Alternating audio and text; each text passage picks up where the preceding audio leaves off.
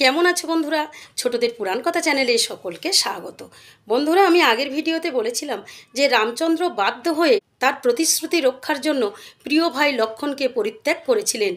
লক্ষ্মণ প্রিয়জনদের ছেড়ে তার রাজ্য ছেড়ে চললেন বনগমনে। কিন্তু যেতে যেতে তিনি মনস্থির করলেন যে রামকে ছেড়ে তিনি থাকতে পারবেন না। রামকে ছাড়া তার জীবন মৃত্যুর শামিল, তার থেকে বরঞ্চ তিনি মৃত্যুবরণ করবেন। এই বলে তিনি সরজু নদীতে গিয়ে ঝাঁপ দিলেন এবং মৃত্যুবরণ করলেন। তার এই মৃত্যুর খবর রামচন্দ্রের কাছে পৌঁছালো। রামচন্দ্র তার বিহনে লক্ষ্মণের এই পরিণতির কথা ভেবে তিনি কাঁদতে লাগলেন এবং তিনিও দেখলেন যে লক্ষ্মণকে ছেড়ে তার পক্ষে এই রাজ্যে থাকা সম্ভব নয়। তিনিও লক্ষ্মণের অনুগমন করলেন এবং সরজু নদীতে ঝাঁপ দিয়ে আত্মবিসর্জন করলেন। তখন রাজ্যে ভরত এবং শত্রুঘ্ন ছিলেন না।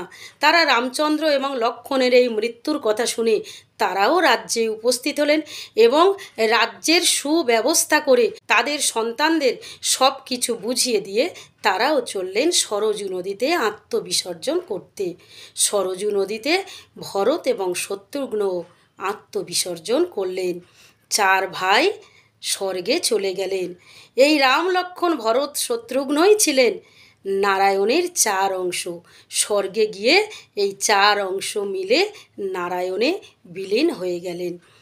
আসলে ব্রহ্মা এই চারজনকেই এই স্বর্গে আনতে চাইছিলেন, তাই দুর্বাসা মুনি তো উপলক্ষ মাত্র।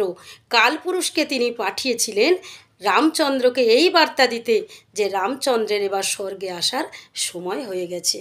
বন্ধুরা, আজকের এই পর্যন্ত। আমার আগের ভিডিওর লিংক এই ভিডিওর কমেন্ট বক্সে দেয়া রইল।